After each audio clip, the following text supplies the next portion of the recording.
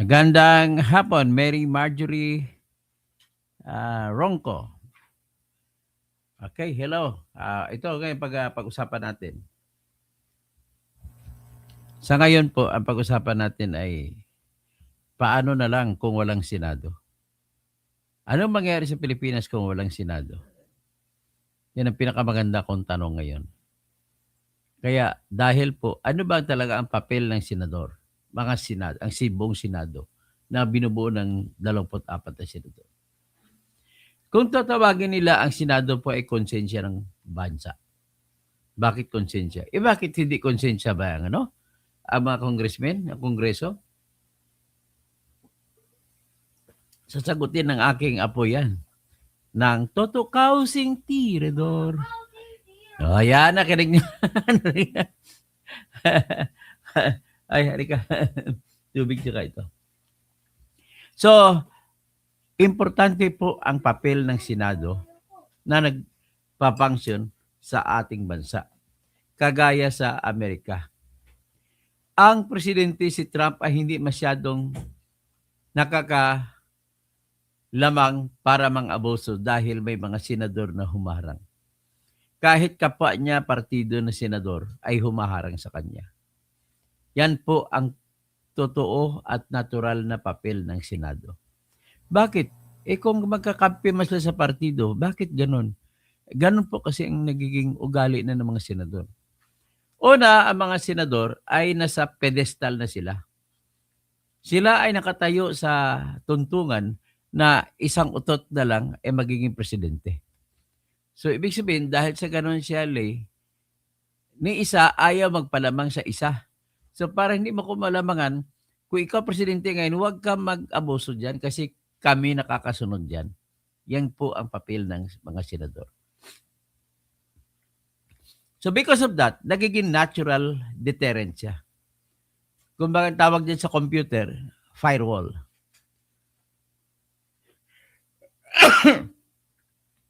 Sa definition ng sunog, ang firewall ay pangharang kung may sunog ang kapitbahay ay hindi na masusunog ang kabila. Ganon din ang papel sa computer. May firewall para kung may mga virus, hindi natatawid sa kabila. Ang Senado natin sa ating bansa ay nagiging firewall na kung ano ang kabulukan ng mga kongreso at ng presidente na usually yan po mga abusado ay sila po ang humaharang para hindi kakainin ang mga mamamayan. Ganon po. So bago natin pag-usapan yan ay siyempre bibigyan ko kayo ng hint. Ito ngayon na the Senate firewall ay binubuo ito ng tinatawag na the 13 brave men and women na binuo ni Bato de la Rosa. Kaya pasalamat pa rin ako kay Bato de la Rosa kahit na tumakbo siya pa, kahit umalis na siya. Okay? Pero pakinggan muna natin ang ating musika para sa ating vlog. Yan, sige, openly naman ako na sumusuporta kay Sara. Ito po para kay Sara Duterte. Na kahit na in-impeach siya, okay lang yan. Sara, Sara, wala nang iba. Sara, Sara lang pag-asa. Sara, Sara, siya lang makapakulong. Mga kontraktor ubusin niya. Si BBM Sandro ikulong niya. Si Tamba Zaldi ikulong niya. Tapang at malasakit ibalik para bayan ay manahimik. Durugin ang sindikato sa korte, sa DPUA, sa DS Void, sa PhilHealth. So, yan. Kung bakit ako pumili kay Sara, sa katotohanan lang po, ladies and gentlemen, siya lang po ang mayroong katapagan para ipakulong ang lahat ng congressmen. Yan ang gusto ko mangyari. Lahat ng congressmen na nagnakaw sa flood control, kasama na si Congressman Sandro Marcos, kasama ng presidente si Bongbong, si BBM, kailangan maikulong sila kasi sila po ang naging tulay. Akala iba, kinuwinta ko, 2023, ang utang ni Bongbong Marcos na ginawa, mahigit 1.3 trillion pesos. Saan napunta yun ng 2023? Kalahati nun napunta doon sa flood control. Tapos wala man lang nangyari. Puro mga guni-guni. Kumbaga ghost project. At kung meron man project, ang tawag doon ay under substandard. Tapos 2024 umutang 1.3 trillion again. So 2.6 trillion na inutang. Ganon din nangyari. Tapos 2025 1.3 trillion again. So ano na 3.9 trillion. 2026 mangutang ulit. Halos 6 trillion na inutang ni BBM sa 4 na taon. Grabe. Ang kay Duterte po inutang sa 6 na taon ay 6.8 trillion pesos.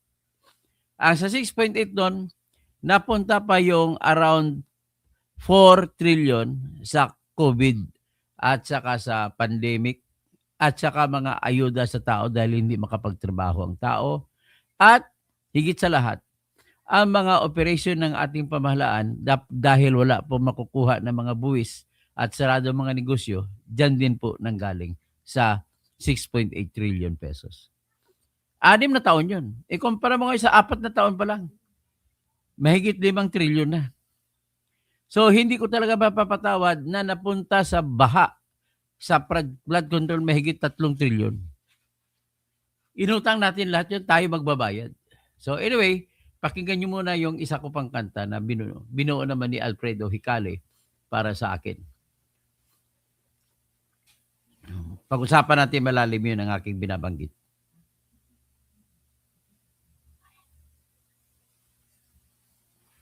O, ito. Ipikasin pa. Yan.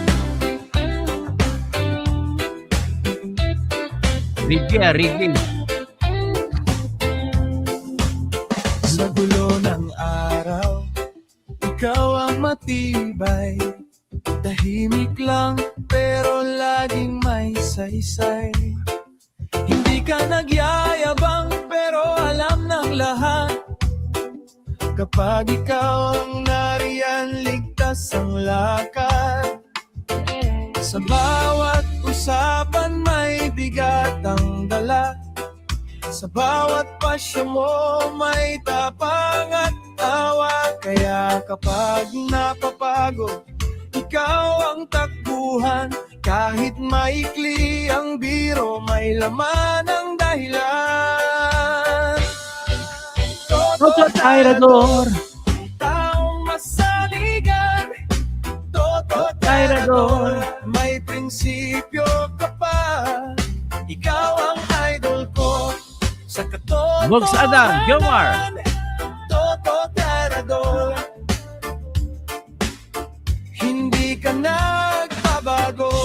Toto Tirador. Toto Tirador. Kung may mali sa mundo, hindi ka umiwas. Diretso kang magsalita, pero hindi masakit. May dignidad sa tingin, may linis sa kilos mo. Kaya sa gitna ng ingay, ikaw ang totoo. Sa bawat pagkakataon, alam ko ang sagot. Dahil ang Hindi lang kayang alisin si General Aplasca. may kasamang loob.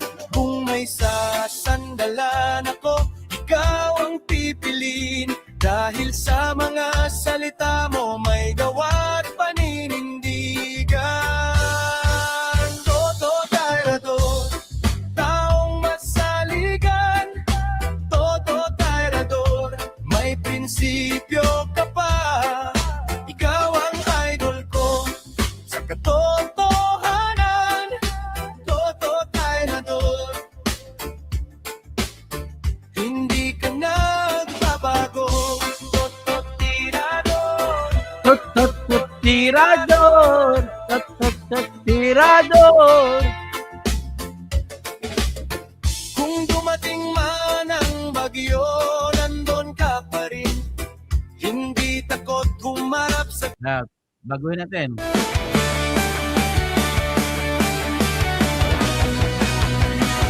Sa Pilipinas, kilala ang tindig.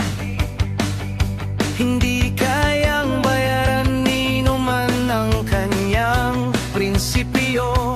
Kapag may inaapi, siya ang nariyan.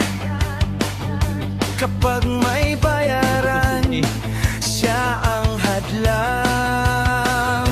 Hindi siya tiklop sa pananakot ng iilan. Hindi siya alila ng sino mang mayaman. Kung ang kapangyarihan nila ay inaabuso, hinahawi niya yan mano-mano. Kapag ang taong bayan ang nasasakal, siya ang unang sumusugot, tumatagal. Hindi perang sukatan ng halaga, kundi kung sino ang lumalaban para sa masa. Totoong kasing tirador, totoong kasing tirador. Kakapin ang naaapi, kalaban ng sakim na mandarambong. Totoong kasing tirador, totoong kasing tirador. Hindi kayang bilhin ang puso niyang matibay.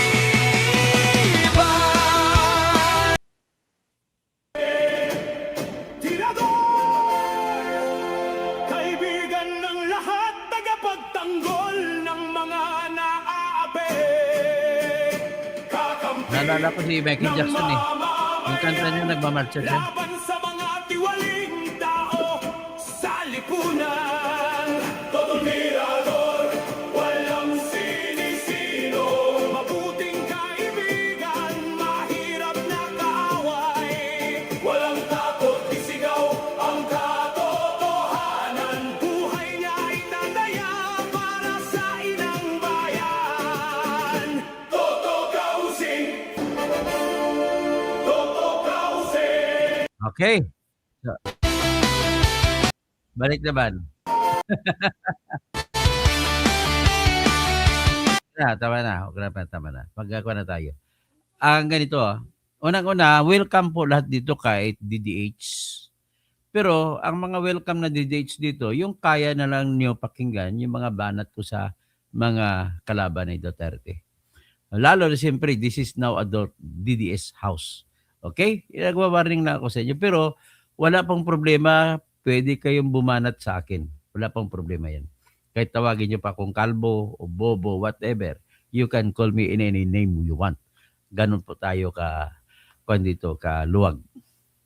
So anyway, ang ating lang pong topic which is very important to me is I just want you to know na ang mga ugong-ugong at mga kwento ay parang nagiging totoo na. Lalo na't galing ito sa mga pinagpipitagang mga tao patungkol sa mga balita. Si Lito Banayo nagsasabi na may plano ang BBM admin na magpapahaba ng kanilang termino sa Pilipinas. Ito ay gagawin nila, Lay, na mag-extend ng 3 taon si Bongbong Marcos. Para sa 2031, meron na silang kandidato. Patakbuhin na nila ngayon si Sandro Bakla. Charis. Charing. So, ngayon, ang 3 taon na yan, para pumayag, the only way na mangyari po yan ay kailangan papayag ang Senado. Ang Kongreso na mababang kapulungan ay kayang-kaya nila kasi majority sila dyan. Makukuha mo naman yan sa bumuto labang kay Sara, 257. So, 200 lang kailangan nila, kayang-kaya na. What is 2/3 of 318? Yan ang kailangan nila. Yung 2/3 po ng 318 ay, ang 2/3 is 200. Ang 2/3 naman ng 18 ay 6 times 2, 12. So, 212 ang kailangan nila na boto. So, with 255 o 215, kaya na nila baliktarin ang mundo ng Pilipinas. Kasi, anong gagawin nila? Ang parak po pala nila ay pag-ipunin ang lahat ng senadorli at saka congressmen sa isang kapulungan. At magtatanong ngayon, payag ba kayo na buuin natin ang tinatawag na pamunuan na Constituent Assembly na ang pakay ay babaguhin ang ating saligang batas? Yun lang ang tanong. So, ang boto lamang niyan ay 2/3. Ngayon, hindi klaro ang nakalagay sa ating saligang batas o konstitusyon. Voting separately ba o voting jointly? So kung magboto sabay-sabay ang mga congressman at senador, tandaan ninyo 318 ang congressman. 24 lang senador, edi kakainin sila. So kung 212 ang 2/3 kung mga congressmen lang, at kunin mo rin ang 2/3 na 16 ng mga senado. So 16 plus 12, that is 30. So 230 votes lang ang kailangan nila.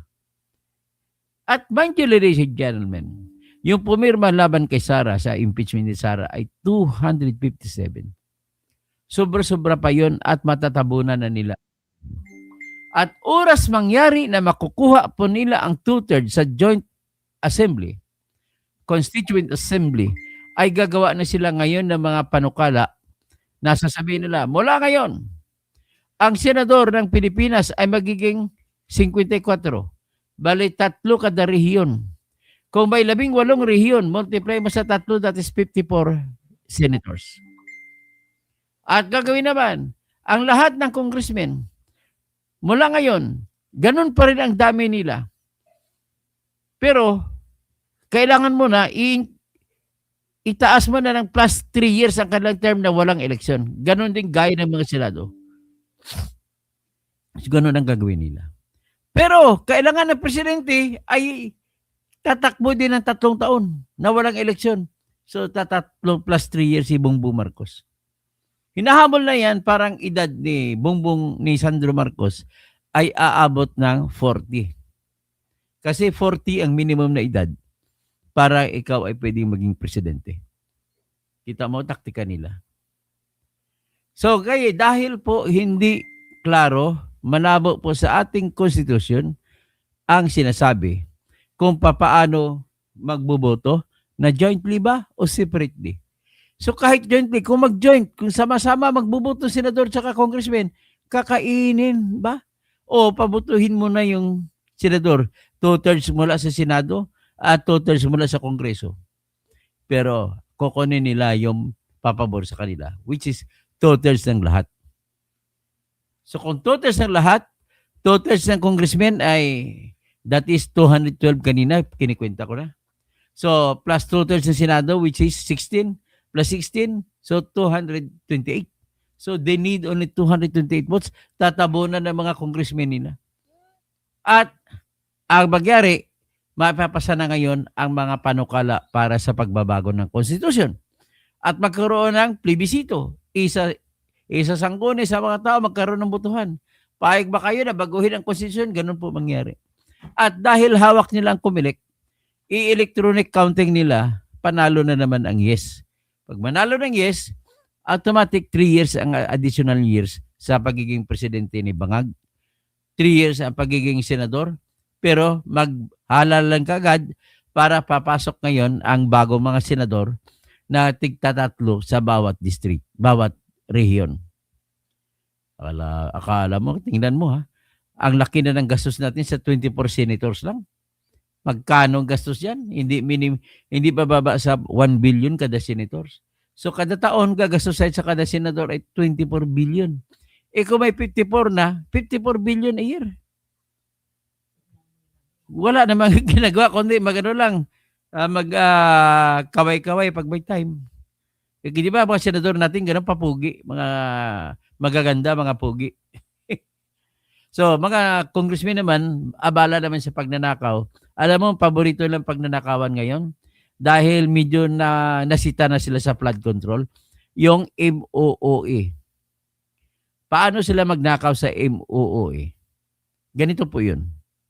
Sa ngayon po na nag-usap tayo, at it happens every year thereafter, ang proposal lagi ng National Expenditure Program o Department of Budget and Management na magiging budget o magiging pera na ibibigay sa House of Representatives, Lea, 16 billion ng karamihan, pinakamalaki. 16 billion kada taon. Yung 16 billion na yan, panggastos na yan sa lahat ng operations, sweldo ng mga congressmen. mga driver nila, mga gasolina nila, opisina nila, lahat travels na sa aeroplano, papunta sa probinsya, pabalik. Lahat kompleto na yan. Anong ginagawa nila? Every year, thereafter, sa panahon, lalo na sa panahon ni Romualdez, nagiging plus 10, minimum of 10 billion.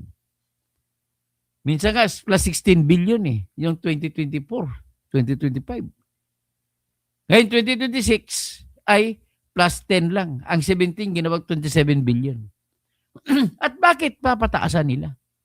Dito na pala pumapasok ang MOOE. Ngayon, kung ikumpara mo sa panahon ni Digong, si Pulong Duterte noon ang Committee on Accounts. Ang dagdag niya lang pinaka-maximum 6 billion. Yan pinakamalaking dagdag niya.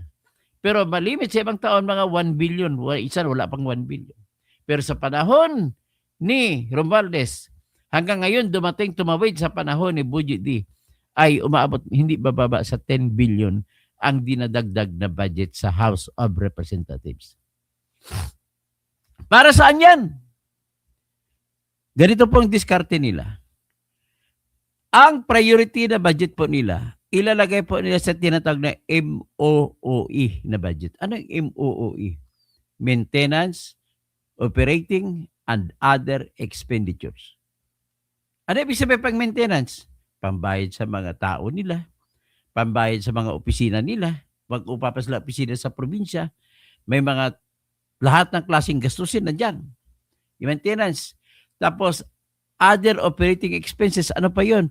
May mga kung ano paggagastusan, lahat, ang dami.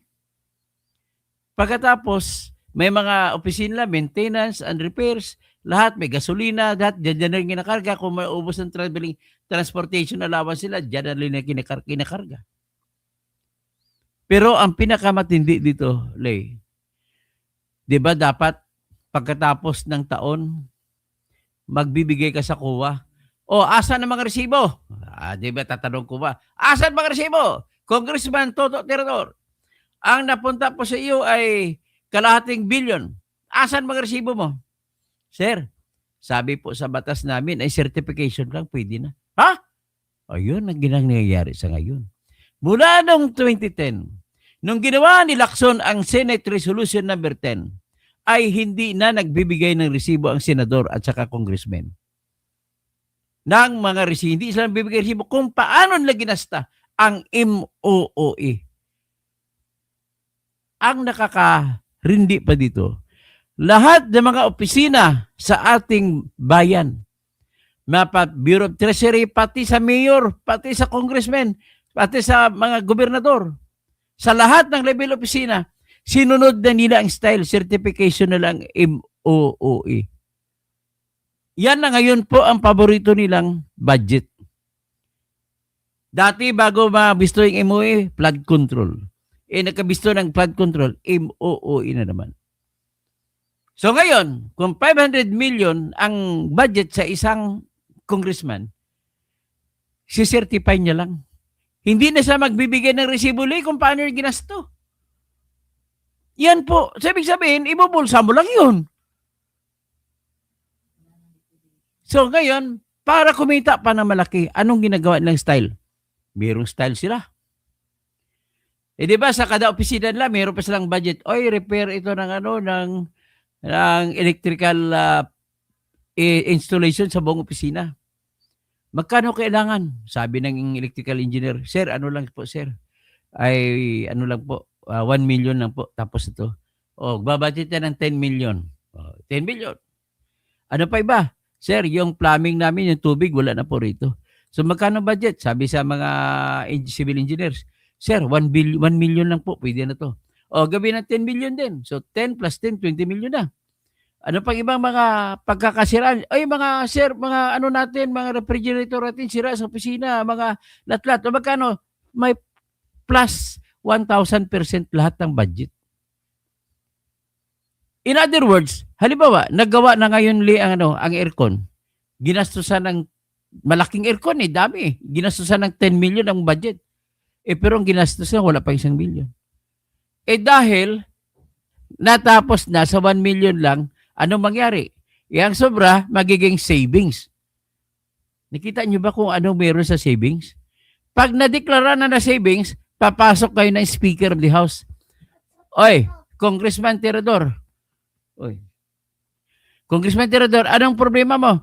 Sabi ko kay Speaker, napagawa ko na po yung electrical ko, 10 million yung budget niya sa ating GAA, sa ating General Appropriations Act, pero 1 million na nagastos ko. May savings tayo na 9 million.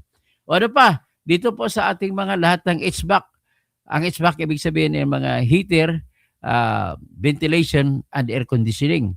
So, ayan ang tawag ng HVAC. So, ngayon, magkano gastos dyan? Ang nasa budget po natin sa batas, 10 million. Pero nagamit ko lang 1 million. Okay, so, ang savings mo, 9 plus 9, 18 million na.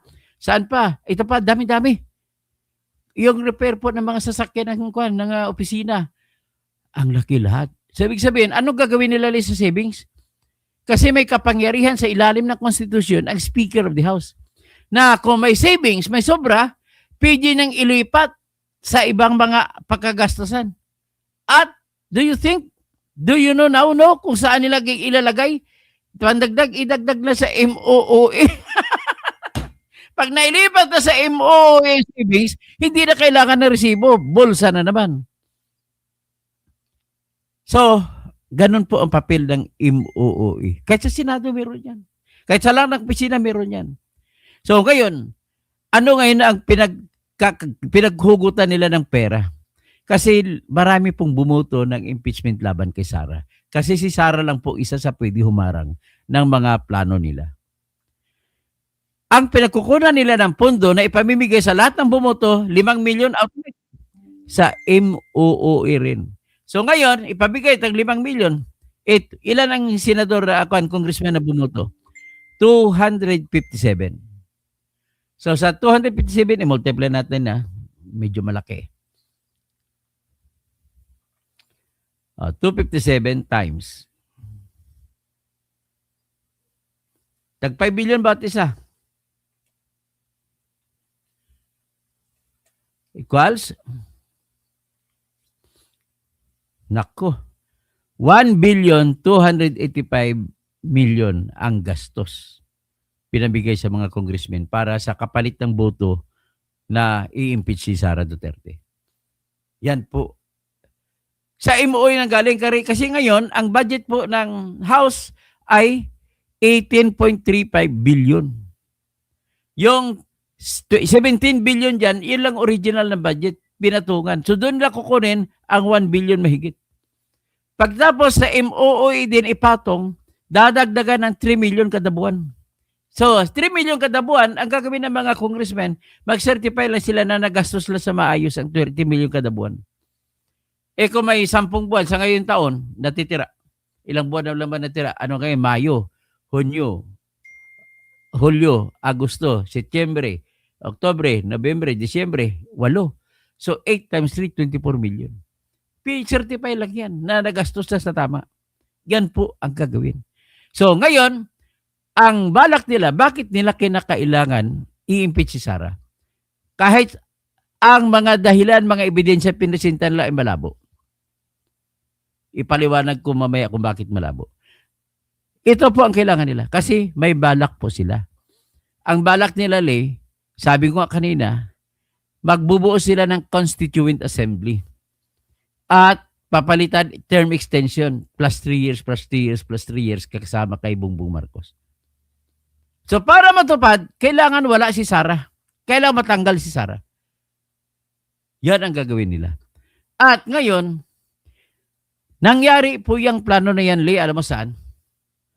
Bago magkudita, bago nakuha nila ni Alan Peter Cayetano ang presidency ng Senate, nag-meeting po sila doon sa Soler Hotel, dyan sa Parañaque, sa Manila Bay, fronting Manila Bay. Kasama dyan si Speaker Bujidi, kasama si Senate President Tito Soto, kasama din ang Secretary General ni Tito Soto, kasama rin ang ilang mga congressmen na kanilang inaasahan ng todo na hindi magtatraidor sa kanila. At ang meeting nila, yun nga ang gagawin nila. At pagkatapos ng suna ni Marcos, magko-constituent assembly sila. At babaguhin na nila ngayon ang konstitusyon. Yung nagkwento na yan si Lito Banayo, na isang writer, isang expert na PR practitioner, at isang PR consultant at tactician sa mga politics. May nagkwento sa kanya, isa sa mga nandoon sa meeting ay sekreto na tinawag siya at 8 pang ibang tao. Siyam sila ang nakakaalam kung ano ang buong plano. Ang sa siyam na yon, 6 doon yung may connect sa senador natin. So, ibig sabihin, kinwento sa mga senador. At yan ngayon ang naging dahilan kung bakit nagkudita sila at inagaw nila ang Senate presidency kasi binebenta na ni Soto ang Senado. Yan ang dahilan po. Tapos, para makompleto, kulang pa sila ng boto. Kaya tinawagan na nila tinawagan nila ni Alan Peter Cayetano si Bato. Bato, lumitaw ka muna, kami na bahala sa'yo. Kailangan namin ng boto mo. Kaya lumitaw po si Bato. Nang bumoto siya, ayun, panalo na, naagaw na ang kuruna mula kay Soto. Hindi na ngayon matutuloy ang binabalak nila na term extension or tawagin ni Lito Banayo, the plot. Ang maitim na balak. So, yan po ang nangyari. So, ngayon, ang kasunod na challenge, kasi nangyari na, si Bato, dahil sa kapaglitaw niya, it was a blessing in disguise. Parang regalo din sa kanya ng Panginoon. At dahil doon, yung dati na agam-agam na tanong, meron ba talagang warrant of arrest na isisilaban sa kanya? Hindi pa niya masagot, pero nagtatago siya. Pero nung lumabas kayo si Trillanes, sheriff pala ng ICC si Trillanes, pinakita warrant of arrest. Kaya lang, ang hawak ni Trillanes ay unofficial copy. Ang problema na sa NBI, unofficial copy, ipapatupad nila. Ngayon, gusto nila yariin si Bato. Bakit? Kaya nagtago na naman si Bato. Yung paputukan na yon, yung dapak na pumasok doon mga NBI, panakipbutas na lamang kuno ang sulat ni Vic Biloso na kailangan niya ng bodyguard. Kailan ba kailangan ng gwardiya yung Senate, ang GSIS? Ikaw talaga matibag. Oh. Halata naman ang drama ninyo. Jonathan Liwane. Jonathan Ganon po, yun ang katotohanan, mga kapwa ko, mga kasamahan ko sa media, makinig kayo. Huwag kayo magpadala sa mainstream media. Ang katotohanan dyan, ngayon lang, for the first time in history na nangyari, na gagwardya ang 4 na po na NBI agent sa GSIS. Sa lahat ng opisina sa gobyerno, bakit GSIS? Kasi likod dyan ng Senado. Kita mo, nahuli sila na nagbarina. Papasukin nila si Bato sa Senado para dudukutin. Bakit? At palabasin po na nanlaban. si Bato na rin yan i-EJK. Nanlaban daw si Bato. Kaya patayin nila habang makuha nila. At kung makuha nila, pag mamatay ni si Bato, ano mangyari? Di magkaroon ng special election, papalitan nila ng kandidato na papabor kay BBM. Ganun po yung buong kwento. Kaya po, minabuti na lang ni Bato na umiskapo sa pagtatago sa dilim. Kakampi niya ang dilim. Kaya pwede mong tawagin si Bato na kampo ng kadiliman. So, yan po ang katotohanan. So, ang tanong naman sa ngayon, hanggang kailan tatayo ang Senate firewall na tinayo ni Bato? Sinabi ko na sa inyo ang plano. Hanggang kailan tatayo? Tumayo ito, remember, ilang senador ang lumipat sa grupo ni Alan Peter Cayetano. Number 1 dyan lumipat, si kapatid niya, si Pia Cayetano. Lumipat 2 bilyar. Lumipat si Jinggoy. Lumipat si Chis Escudero. Si Joel, pang-6. Sino pang iba? Ang iba, ando na yun, si Marcoleta, si Aimee, si Robin Padilla, si Bongo, o si Bato, tsaka si Alan Peter. Kakampi niya na yun ng dati. Yun po ang dahilan kung bakit nagkaroon ng kudeta. Natunugan nila ni Alan Peter Cayetano ang plano na bababuyin ang ating konstitusyon. Kaya ipagdasal na lang natin na hindi po ito mabubuwag yung the 13 block. The 13 block, 13 senators kasama si Bato yan. At lilitaw ulit si Bato kung kinakailangan ang boto ng majority. Si Ligarda pa pala. Oo, salamat. Salamat BCBs. At dinagdag mo si Ligarda. So, yan ang pang 13. So, si Ligarda naman, madaling na kumbinsi kasi ang anak niya na si Leandro Ligarda Leveste ay inaaway. Tumatayo. Ang galing na ngayon, ang laki ng binagbabago ng pag-speech. Magaling na mag-speech ngayon. So, yan po ang ating ngayon, katayuan sa ngayon. So, hiniling ko lang sa iyo ay sa inyong lahat. Patatagin lang natin na mabigyan ng biyaya ng Panginoon, mabantayan ni Allah. Ang sabi pa nga ni Alan Peter Cayetano, Allahu Akbar. Na mabantayan ni Allah ang 13 senators na manatili na isang firewall laban sa mga plano ng mga makarimarim na mga utak nila. At agawin, uulitin ang martial law na ginawa ng tatay ni Bongbong, uulitin na nila ngayon. Yan ang bantayan ninyo po. So, dito, ayan lang muna natin ang impeachment. Sa sunod natin pag-vlog, mga itutungkol sa impeachment naman ni Sara. Ito lang muna tayo. Hinihingi ko po ng personal sa inyo ang pagdadasal para sa mga 13 senators na ito.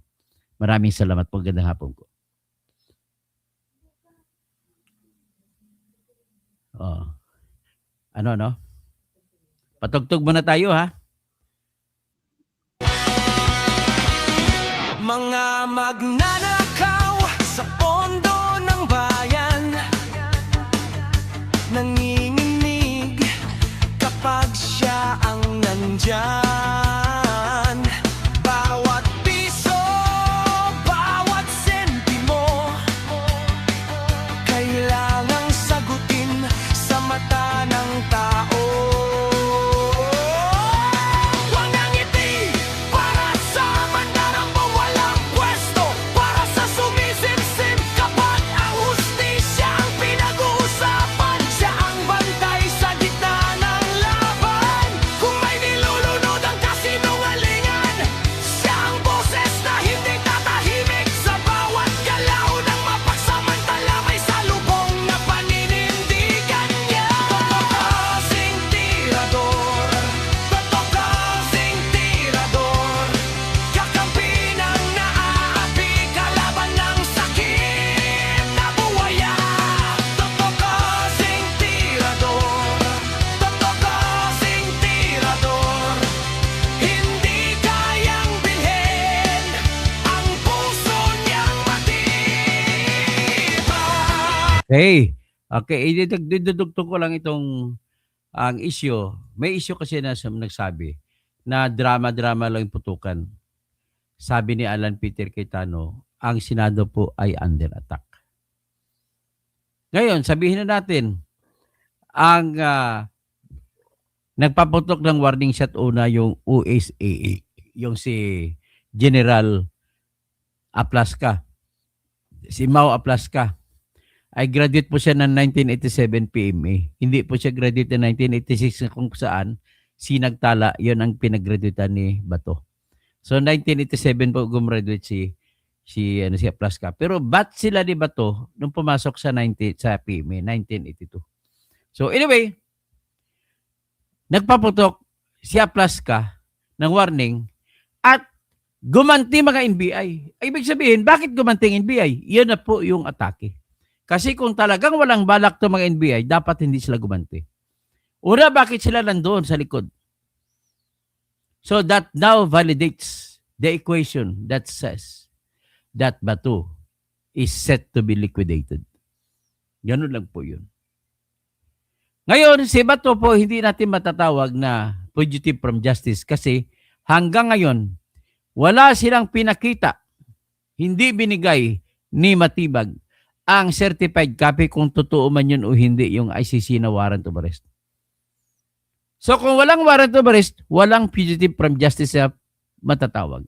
At hindi mo masasabi na umiskapo si Bato sapagkat wala namang warrant of arrest, hindi naman siya arestado. Pinoprotektahan lang siya ng Senado.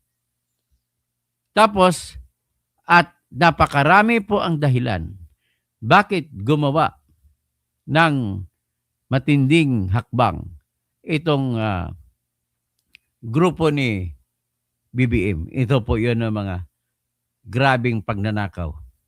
Pakita ko lang sa inyo, sandali.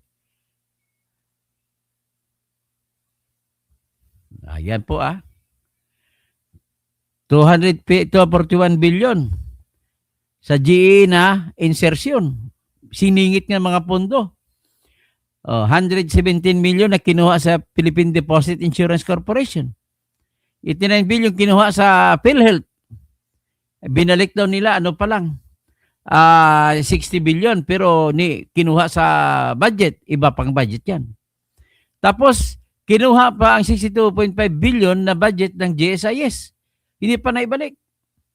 Tapos 62 billion ang kinuha sa SSS. Hindi pa naibalik. Tapos 62 billion din hiwalay na kinuha sa Land Bank. May hiniwalay din kinuha sa Development Bank of the Philippines, 62 billion. May 14.37 billion na kinuha sa Small Town Lottery na prize fund.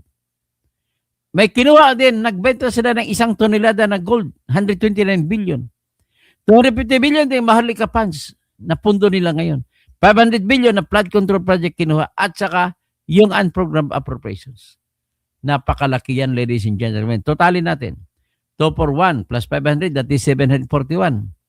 Plus 250, 1 billion na halos. So may 129 billion, 1 trillion, 1.3 trillion na. Kasama yung gold reserve. 1.17, 1.4 trillion. Tapos 89 billion, 1.5 trillion. Plus 1.6, 1.7 trillion. Tapos plus 1.8 trillion. Hanggang 2 trillion ang lahat. Yan po ang ninakaw sa pamumuno ni Marcos. Hinayaan niya para hindi siya matira ay sinabayan din ang pagnanakaw ng mga kakampi niya mga congressmen. Yan po ang totoong nangyari sa ating bayan. Kaya siguro pakinggan muna natin ito si Alan Peter Cayetano tungkol dun sa putukan.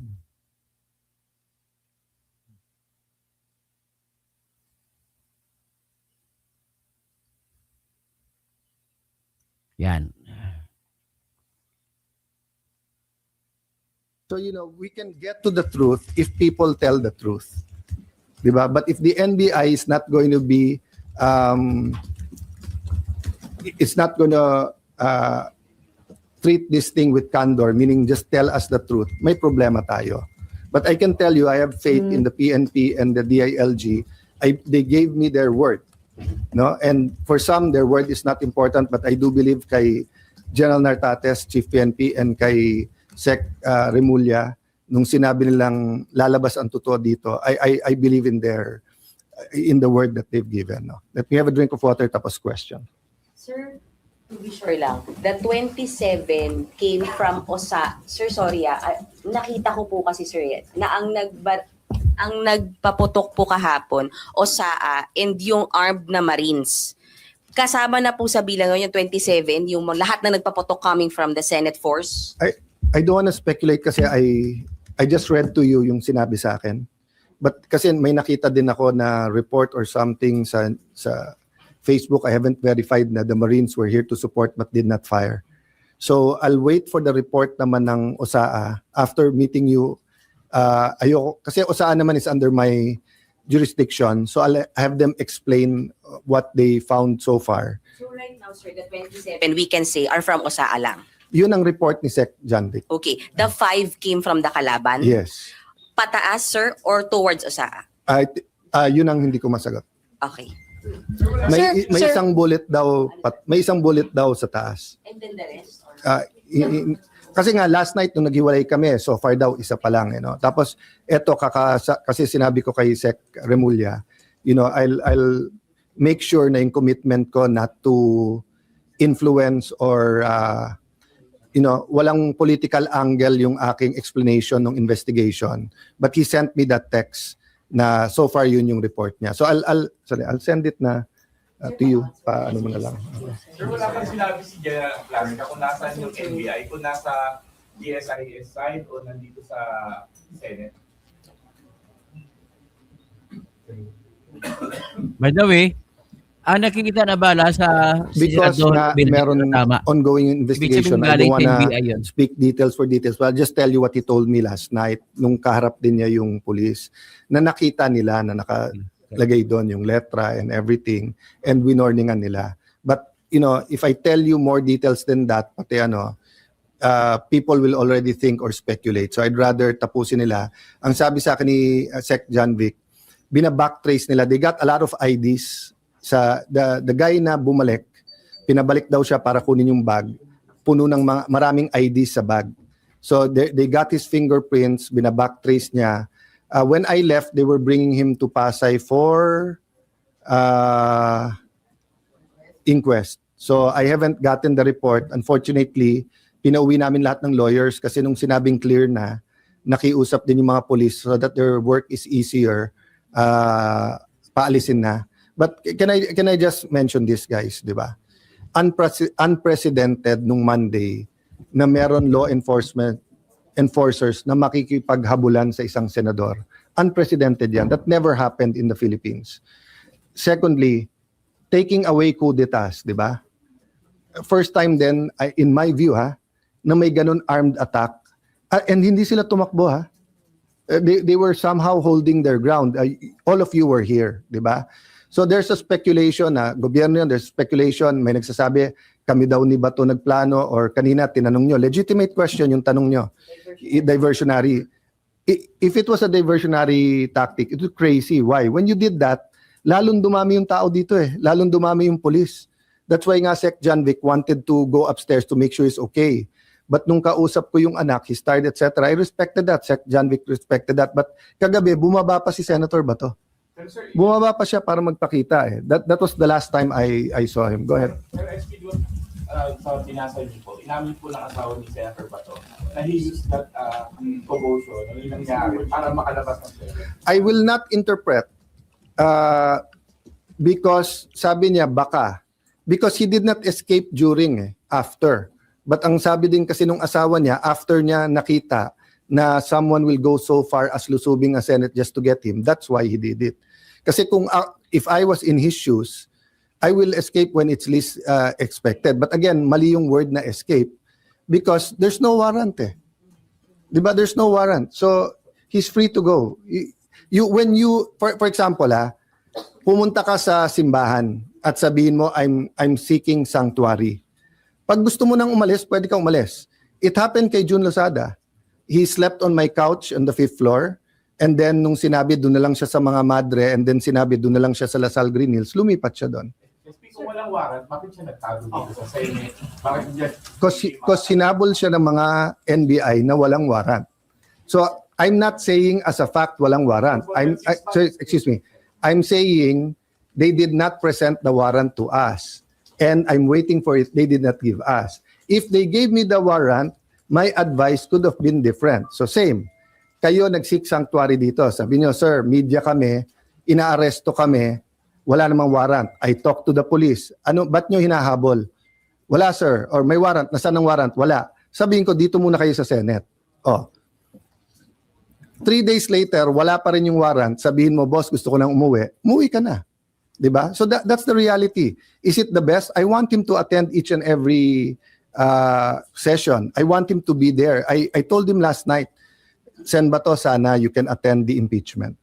It's his constitutional duty. Last follow-up then. SP, do you still consider it as an attack when you mentioned kahit marami na sa una pong nagpaputok ng warning shot yung OSAA, hindi yung sa kabilang... Okay.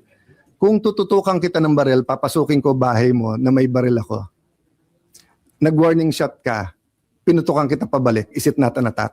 Sorry but I don't think there's any question. The Senate is under attack, was under attack.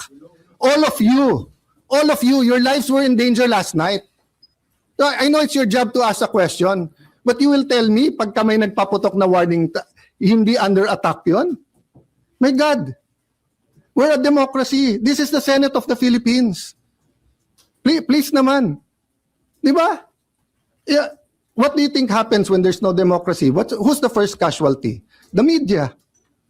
Wala nang media kapag wala. Di ba? Pag sinabing kami muna nagpaputok, umatras sila, or security guard ng GSIS yun, di sabihin nyo baka ito ay gawa-gawa lang, baka ito ay drama.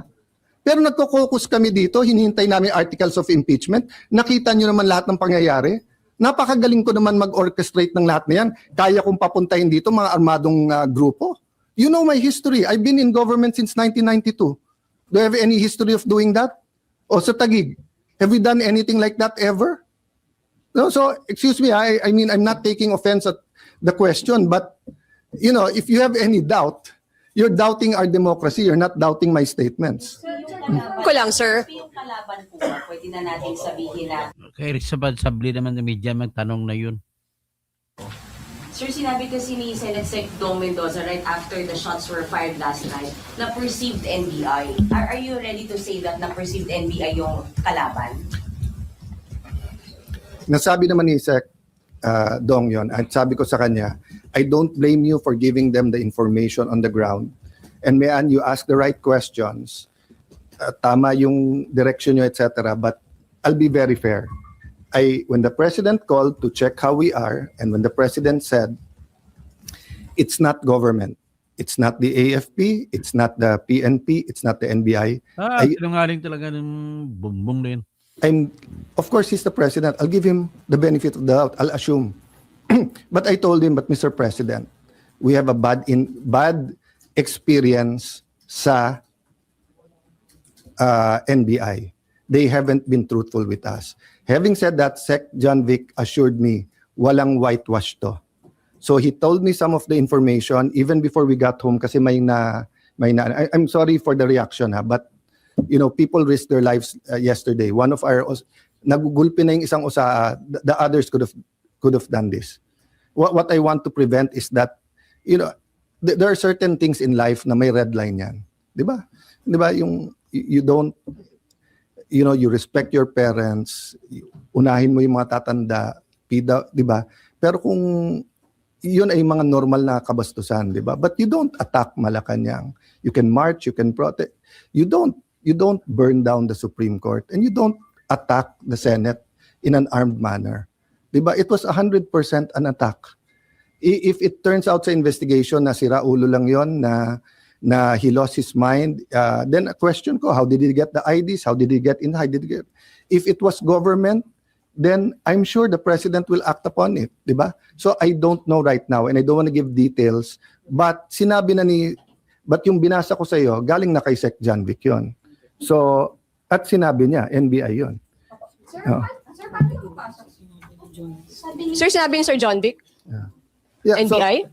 So, my staff was just pointing out that there's still difference between yung sinasabi ng PNP or ni Sec John Vic at yung sinasabi ng OSAA. That's normal in the investigations. That's why sabi namin, mag-joint investigation tayo. So far, I do not have a reason to not believe Sec John Vic. Why?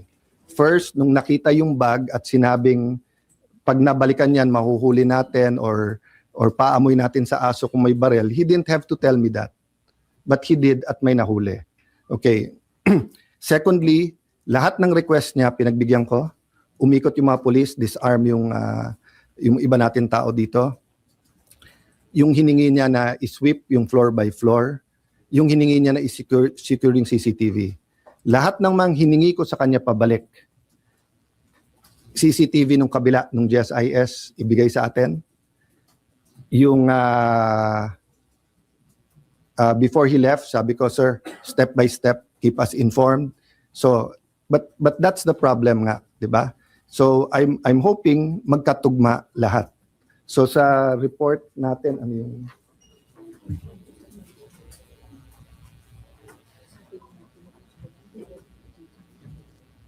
Yeah. So, sa report kay Sec John Vic, nakababa yung barel.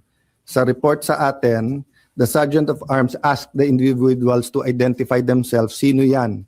A loud male voice from outside answered, NBI. At that moment, one of the armed individuals was seen immediately raising and aiming a long firearm toward the direction of the QRT, PNP, and OSA personnel. The sergeant at arms ordered the individual to lower his firearms on the ground.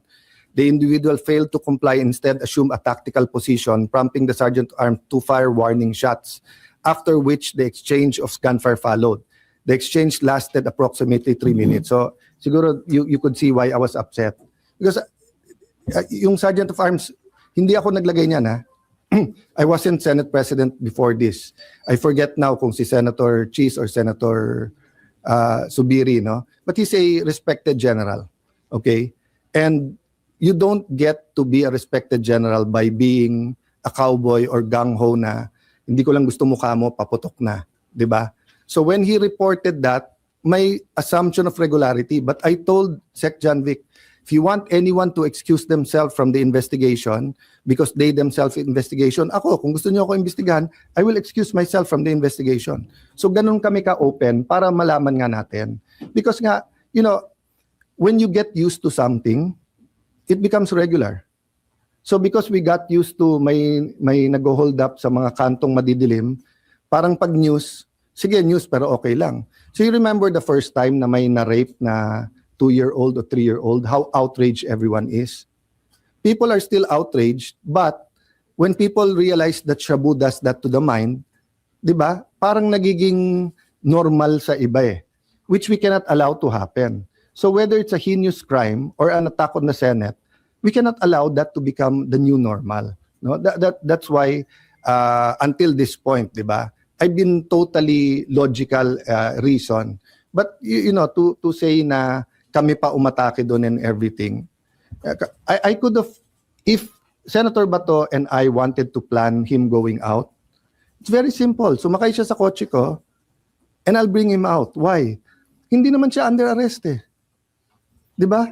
So I do not know why he did it that way. I haven't talked to him.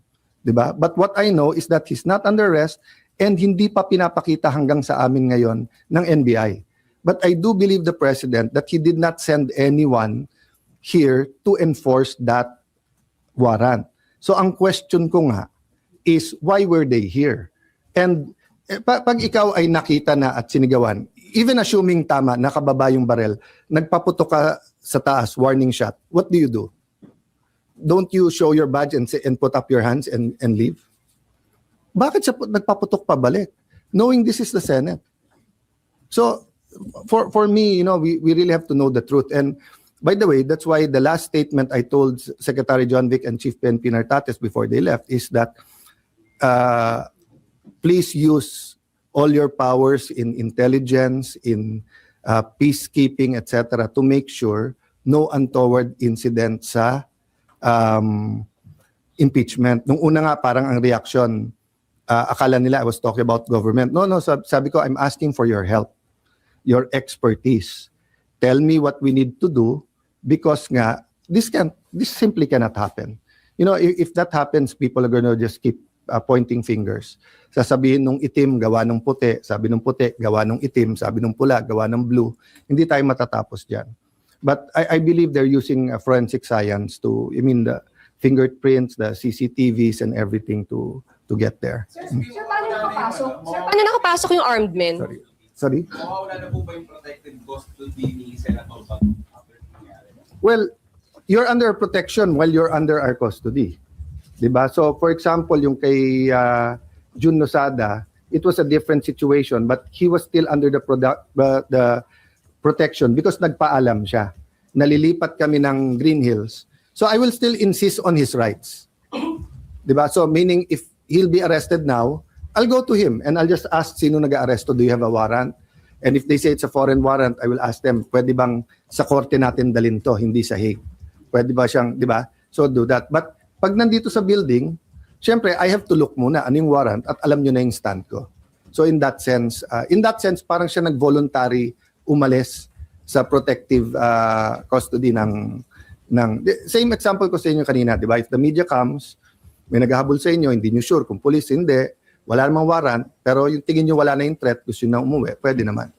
Sir, paano nakapasok yung armed men? I don't, as of this time, I don't know. Yeah, as of this time. don't. Sir, also, on Bato, Kasi yung nahuli, inutusan daw siya to retrieve the tactical bag. So that means the tactical bag. So that means they were already inside. Oh, kasi medyo nagpipilit akong lumabas sa office nung nangyari. Pero ayaw ng mga security. And they said hindi talaga secured dito. And Secretary John Vic told you NBI. Yun ang request niya, Secretary John. Yung sinabi niya kagabi, ayokong kasi usapan namin hindi mo na babanggitin. But yung binasa ko sa inyo ngayon, galing kay Sec. John Vic. John Vic Oo. na May konti lang difference kasi sa... by the way, hindi ibig sabihin galing kay Sec. John Vic, sinabi niya. Ibig sabihin yung investigation nila, nakababa yung barrel. As of yung atin, nag-tactical position sila. yung kalaban. Yung kalaban. Usa-usa, Oo. nagpakilala ng NBI. Yes. Give that part then and in part na sinabi ko. Sir, I don't know. Pero SP, dahil umalis siya dito, wala na siya sa protective custody. Yes. Yes. Voluntary siyang umalis. What we're protecting actually is the sanctity of the Senate, hindi siya. Like any other citizen, he has his rights. As a person, as Alan Cayetano, as a lawyer, I'll protect his right kahit saan siya. As Senate President, I'm protecting the integrity ng Senate. Na kung mag-aaresto ka dito, dapat legitimate, dapat coordinated, at kung wala ng legal remedy, we'll allow you, but better, we'll convince him to surrender. So now he's on his own. Our prayers are with him. Details sa SP, how he was able to Hindi ko pa nakita. reports that Senator Robin It's just like using PS car. It's not illegal. There's no warrant of arrest. Walang obstruction of justice because you know to obstruct justice you have to know. So kung hinahabol ka nila, walang mapakitang warrant sa akin, tinago kita. Walang obstruction of justice 'yon. Pinakita nila sa akin yung warrant, 'di ba? Tapos nag-plot tayo na itago kita. Sir, as a lawyer, sir, is Senator Bato updated you? Not yet. There's no warrant eh. Sir, when the warrant by the ICC was made public on Monday, so how did the Senate treat it? Because as far as you're concerned, you're saying that there's no warrant. And the ICC made public the warrant against the Who will we believe? ICC mismo nagsabi nung Sunday, wala. No, Monday, sir, Kaya nga, tapos, so Monday lang nila lumbas. Sinabi ni Trillanes, 6 months na daw yun eh. Sir, yung warrant. No. I'll clarify that. We don't take judicial notice of that stuff. You have to come to us and present it. So kung meron sa internet na one of you may warrant of arrest, hindi ko na kayo papapasukin ng Senate at arrestuhin ko na kayo? Hindi ba dapat pumunta dito yung police na dala tapos sinabi? Oo. The application for TRO by the Supreme Court, even by Senator Ronnie De La Rosa, is actually a reflection. He himself recognizes that the ICC warrant exists and is valid. No, That's what I'll tell you why. Because the ICC said they have a secret warrant. They said they have a secret. No, guys. Believe me, i-research nyo, i-google nyo ngayon. Sinabi ng ICC na under their rules, pwede nilang secret yung warrant. Sinabi nila yan a few months ago. That's why tumakbo si Senator Bato sa Supreme Court. Kasi hindi niya nakita. When's the first time that you heard na meron talagang warrant? Nung Sunday. Where's the first time na nakita nyo? Nung Monday. At ano bang paulit-ulit ko sinasabi sa lahat? Di ba? It has to be a Philippine warrant. So if there's a warrant for any of you here na kung saan-saan etc. at walang nagpapakita sa akin, hindi ko rin papayagan na arestuhin kayo sa loob ng Senado. Senator, It's just that simple. I'm sorry. Yes, go ahead. Follow-up question, Sure. Senator. We were there yesterday, Mhm. and we were made to kind of stay on the side. And even OSA actually said that they were going to arrest somebody. They said that, we caught that on camera, may arrest din sila, nagpalit sila ng damit, pero sabi nung unahin mo nila yung articles of impeachment. After that, pumunta na sila din sa kabilang part. And then sumunod kami sa likod. So nagkaroon ng putukan. So I just wanted to ask, did he ever tell you who he was planning to arrest? Because they had a purpose No. when they were there. No, So when so- you say he was attacked, So I'll tell you It wasn't 100%. inconsistent with what, I'm sorry, Senator. O, sige, Yes.